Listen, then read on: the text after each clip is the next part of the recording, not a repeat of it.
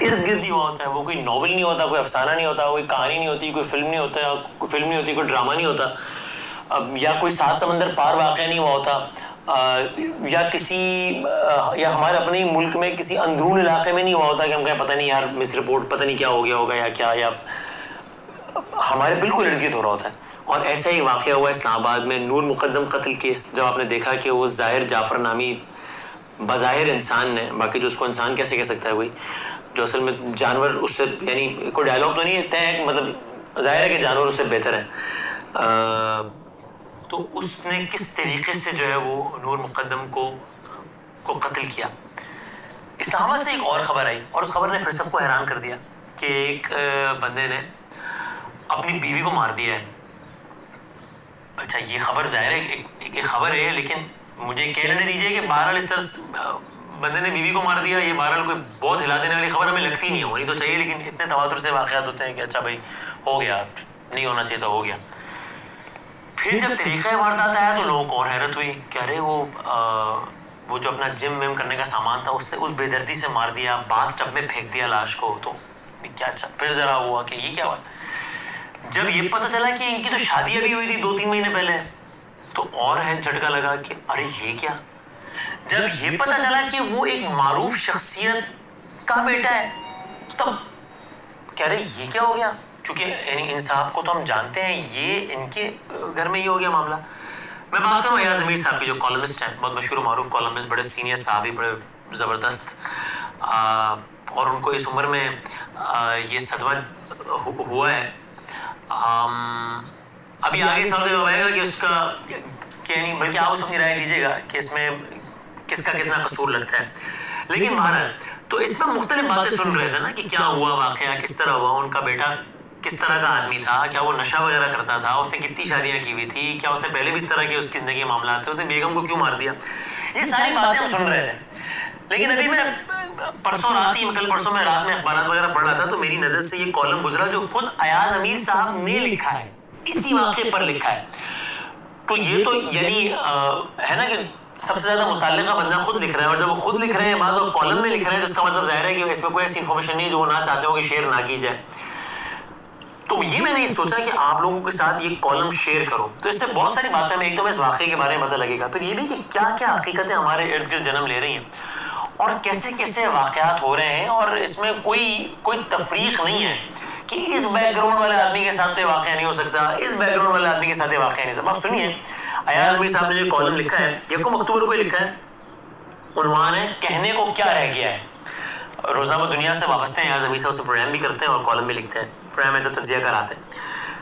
تو اس میں بہت سارے سوالوں کا جواب ہے. ایاز امیر صاحب کہتے ہیں پہلی اطلاع پر یقین نہ آیا, پیروں تلے زمین ہل گئی. کچھ یہ خیال تھا کہ شاید زخمی ہونے کی بات ہوئی ہو, اسی لیے ہر ایک سے کہا کہ فوراً فلاں جگہ پہنچے. چند لمحوں میں البتہ موت کا پتہ چلا تو جیسے زمین پر اندھیرا چھا گیا. الفاظ ناکافی ہیں, باتیں فضول ہیں. 1-2 دفعہ ہی ملا تھا, اپنی بہو کے بارے میں کہہ رہا ہے جو کہ شادی نہیں ہوئی تھی. 1-2 دفعہ ہی ملا تھا, اتنی خوبصورت ذہین اور معصوم لڑکی. اپنے کم وقت کو اپنے بیٹے کے بارے میں کہہ رہے ہیں, بہو کے بارے میں وہ الفاظ استعمال کیے, بیٹے کے بارے میں کہہ رہے ہیں اپنے کم وقت کو اس کے سامنے کہا تھا, بہو کے سامنے کہا تھا کہ تم اس کے قابل نہیں ہو, لیکن قابل ہونے کی کوشش تو کرو. اب سوچتا ہوں کہ کچھ اور بھی کہنا چاہیے تھا. ذہن میں خیال اٹھتے ہیں کہ اگر ایسا ہو جاتا تو یہ نہ ہوتا, فلاں چیز ہو جاتی تو شاید یہ دن نہ دیکھنا پڑتا. انسان اپنے بارے میں سوچنے لگتا ہے کہ مجھ سے کیا غلطی ہوئی, کون سا میرا کرنا تھا جس کا اثر اوروں پر پڑا. اپنی غلطیاں تو ہوں گی, میں نے کہا تھا نا کہ خود اس کا جواب آئے گا. ایاز امیر صاحب خود کہہ رہے ہیں کہ اپنی غلطیاں تو ہوں گی, تربیت کی غلطیاں بھی ہوں گی. یہ بھی اپنے بارے میں خود کہہ رہے ہیں کہ ہوگی, تربیت میں کوئی کمی رہ گئی ہوگی. لیکن کبھی خیال نہ جاتا تھا کہ ایسا بھی ہو سکتا ہے. ایک تو معصوم جان کا ضیاع, اور اوپر سے اس خاندان کو جو صدمہ سہنا پڑا. اس معصوم جان نے کیا کیا تھا, اس کے ماں باپ نے کیا کیا تھا کہ ان کو یہ دن دیکھنا پڑا. اپنی غلطی, پھر کیا ہے اپنی غلطی جس سے انکار ممکن نہیں, یہ تھی کہ خاندان اکٹھا نہ رہ سکا. کیا مطلب اس کا؟ وہ کہہ رہے خاندان ٹوٹ جائے تو بچوں پر اثر پڑتا ہے. یعنی وہ اس سے اندازہ ہو رہا ہے کہ ان کی اپنی فیملی لائف, ان کی اپنی میرڈ لائف بڑی ڈسٹرب تھی. تو کہہ رہے ہیں کہ خاندان ٹوٹ جائے تو بچوں پر اثر پڑتا ہے, لیکن یہ بھی حقیقت ہے کہ ہر ٹوٹے ہوئے خاندان سے ایسے واقعات جنم نہیں لیتے. بس انسان پھر اپنی قسمت کو ہی رو سکتا ہے. ہمارا صدمہ البتہ الفاظ تک ہے، جو ہوا وہ تو سارا کے ساتھ ہوا، اس خاتون کے ساتھ، اور صدمہ اس کا خاندان برداشت کر رہا ہے، خاص طور پر اس کے والد۔ ابھی پچھلے دنوں میرے کوئی عزیز کسی حوالے سے کسی کورٹ میں گئے تو انہوں نے دیکھا وہاں نور مقدم کے والد صاحب بیٹھے ہوئے تھے۔ میں سوچتا تھا دیکھیں اب تو خبر بھی ختم ہو گئی نا، media has other issues to discuss now, we all have moved on. وہ باپ ابھی تک عدالت میں دھکے کھا رہا ہے۔ اس کا مطلب ہر پیشی کا مطلب ہے کہ اس کو ہر پیشی پہ اس کو وہ سب یاد آئے گا، شاید اس کو ہر پیشی پہ وہ کہانی دہرانی بھی پڑے، اگر زبان سے دہرانی نہیں بھی پڑ رہی تو ذہن میں تو یعنی کتنا کرم ہے نا، روز مر رہا ہے وہ، روز مر رہا ہے باپ۔ ایاز امیر صاحب کہتے ہیں ایک بات وضاحت کے لیے کہہ دو کہ کسی اور قسم کا واقعہ ہوتا، کوئی لڑائی ہوتی، کوئی فائرنگ ہوتی، کچھ زخمی ہوئے ہوتے، کچھ گرے پڑے ہوتے تو میرا رد عمل یقیناً مختلف ہوتا، یہ نشان مٹا دو، وہ کر دو، فلاں فلاں، خود کہہ رہے ہیں۔ لیکن یہاں تو دماغ شل ہو گیا، صرف یہی کہنے کی ہمت نہیں کہ کوئی بھاگ کے نہ جائے۔ یہ وہ بیان انہوں نے دیا ہے پولیس کو بھی کہ بھائی میں نے جب مجھے معلوم ہوا پھر میں نے کہا بس کوئی بھاگ نہ پائے، اپنے بیٹے کے بارے میں کہا کہ کوئی بھاگ نہ پائے۔ اور اب جب کچھ دن بیت چکے ہیں دل سارا کے لیے رو رہا ہے، کوئی تدبیر ہو کہ وہ واپس آ جائے، لیکن معلوم ہے کہ ایسا ممکن نہیں، وہ ایک اور جہاں میں جا چکی ہے، اور جو خوشیاں اسے یہاں نصیب نہ ہوئی پروردگار سے دعا ہے کہ اسے وہاں نصیب ہو۔ وہ ایسی لڑکی تھی کہ مجھے پتا چلا کہ وہاں باہر سے، اب یہ خود ایاز امیر صاحب کہہ رہے ہیں اپنی بہو کے بارے میں کہ مجھے پتا چلا کہ وہاں باہر سے کچھ پیسے بھیجے تھے غریبوں اور مستحقین میں تقسیم کرنے کی غرض سے۔ گاؤں میں جو ملازمہ ہے اس نے بتایا کہ کچھ غریبوں میں یہاں پیسے تقسیم ہوئے ہیں جو کچھ خاتون نے بھیجے، پتا چلا سارا نے بھیجے تھے۔ جب دونوں مجھے ملے تھے بہو اور بیٹا، اور اپنے بیٹے کو میں نے کہا تھا کہ تم اس کے قابل نہیں ہو، شاہ نواز اپنا بیٹا کو تاکید کی، قاتل کو تاکید کی اپنی عادتیں بدلو، سارا سے کہا کہ کسی غرض سے بھی پیسے نہیں بھیجنے، بگاڑ بہت ہو جائے تو ایسی باتوں کا اثر کیا رہتا ہے، اور جیسے اوپر عرض کیا بگاڑ ہو جائے تو انسان سوچنے پر مجبور ہو جاتا ہے کہ اس بگاڑ میں میرا حصہ کتنا ہے۔ اب خود اس کا جواب دے رہے ہیں کہ میرا حصہ کتنا ہے۔ میری ذات عادات کبھی بھی مثالی نہیں رہی، ایاز امیر صاحب کہہ رہے ہیں، شادیاں ہوئیں اور ٹوٹی، شادیاں ہوئیں اور ٹوٹی، جیسے کہہ چکا ہوں ایسی باتوں کا اثر بچوں پر پڑتا ہے، لیکن یہ بھی تو حقیقت ہے کہ ہر ٹوٹے ہوئے خاندان سے تو بربریت جنم نہیں لیتی۔ اب یہ سوال آ رہا تھا کہ بیٹے سے ایاز صاحب کا تعلق کیسا تھا، اب وہ خود کیا کہہ رہے ہیں اس بارے میں، بیٹے سے زیادہ ملاقات نہ ہوتی تھی، وہ اپنی دنیا میں رہتا تھا، لیکن جب بات کرنے کا موقع ملتا تو میں کہتا تھا زندگی ایک بڑی نعمت ہے، اسے برباد نہ کرو، زندگی میں اتنا کچھ ہے اس کی خوشیوں کو سمیٹنے کی کوشش کرو۔ ایک بات البتہ واضح ہے کہ ذلیل اور خطرناک نشوں کے سامنے انسان بے بس ہو جاتا ہے، ان نشوں کا انسان غلام بن جاتا ہے۔ یعنی خود بتا رہے ہیں کہ ان کا بیٹا نشے کا عادی تھا، اور تفصیلات بتا رہے ہیں، نشہ محض شراب کا نہیں بلکہ اس کے اوپر چرس اور گردے کا، پتہ نہیں گردہ کہتے ہیں گردہ کیا کہتے ہیں، پھر نیند کی گولیوں کا استعمال، سگریٹوں کا مسلسل پیے جانا۔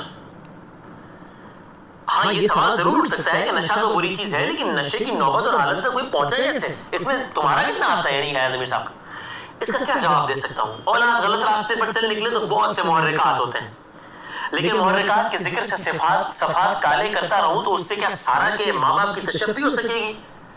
وہ معصوم جان تو گئی، اس کے والد کی سمجھی زندہ رہتے ہوئے مر گئے۔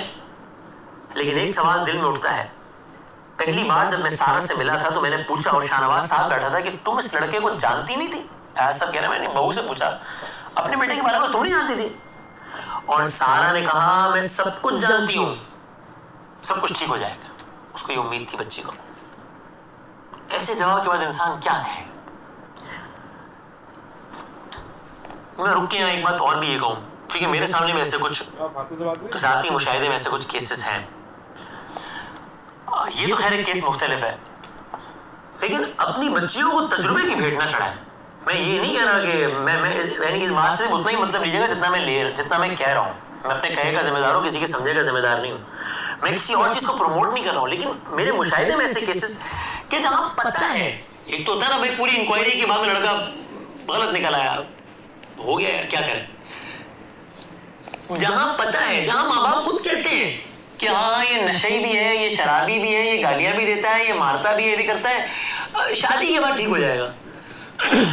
یہ لڑکے کے باپ نے لڑکی کی ماں سے کہا ہے کہ شادی کے بعد ٹھیک ہو جائے گا، یہ بہو ہے نا گھر سنبھال لے گی، اس کو بھی سنبھال لے گی. تو بھائی آپ کی بیٹی ہے، کوئی تجربہ کرنے والی چیز نہیں ہے. تو کم از کم جہاں پر سب کچھ واضح ہو.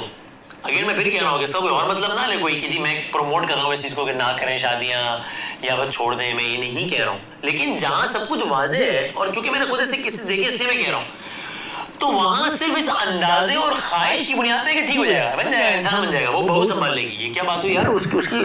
اور اگر نہیں سنبھلا تو بچی کی زندگی کا بیڑا غرق. یہ کیا بات ہوئی؟ تو اس پہ بہرحال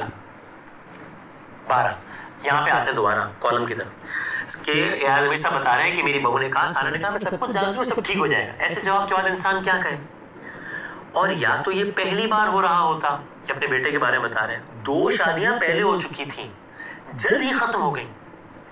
پہلی شادی تو 8 دن بھی نہ رہی.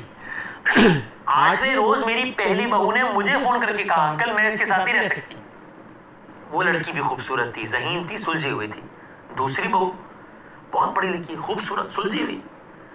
سارا سے اس کی 3ری شادی تھی. ویسے تو اسلام آباد پھیلا ہوا شہر ہے، لیکن جسے عرف عام میں ایلیٹ طبقہ کہا جاتا ہے، اس کی دنیا نسبتاً چھوٹی اور محدود ہے. لوگ ایک دوسرے کی جانکاری رکھتے ہیں. اسلام آباد کو جو خاص طبقہ ہے اس میں لوگ شاہ نواز کو جانتے تھے، اس کی عادات سے واقفیت رکھتے تھے. چکوال آنا ہوتا تو یہی حرکات ہوتی تھی، چکوال بھی آنا ہوتا تو یہی حرکات ہوتی تھی. نوجوان اس کی دوستی تھی، لیکن جو اسے جانتے تھے اس کی عادات سے واقف تھے. اسی بنا پر شادیوں کے تواتر سے میں حیران ہوتا تھا کہ یہ ہو کیسے جاتی ہے. شاہ نواز کرتا تو کچھ نہیں تھا، ویلا انسان تھا، پیسے میں بیچتا تھا. اب یہاں یہ سوال ہے کہ یہ بھی تو بگاڑنے کی وجہ نہیں بن گیا کہ جب آپ خود کہہ رہے ہیں کہ یہ بھی تھا، یہ بھی تھا، یہ بھی تھا، اس کے بارے میں ہر بری بات آپ بتا رہے ہیں، پھر کہہ رہے ہیں پیسے میں بیچتا تھا. وہ پیسہ ہی تو سپلائی لائن تھی نا، اس پیسے سے ہی پھر آگے نشہ خریدا جاتا تھا اور سب ہوتا تھا نا. پیسے میں بیچتا تھا. آج کے زمانے میں ویلے انسان کیا کرتے ہیں؟ ساری رات انٹرنیٹ کی جو دوہری کائنات ہے، ایک الگ ہی دنیا ہے وہ، تو اس میں گھومتے رہتے ہیں. طرح طرح کی ویب سائٹس، طرح طرح کے ذریعے آن لائن گفتگو کرنے کے، اور کیا کہوں یہ علیحدہ کائنات بن چکی ہے. اس کی خوبیاں ہیں، برائیاں بھی ہیں انٹرنیٹ کی. اور پھر منشیات کی دنیا، یہ ایک اور دنیا ہے.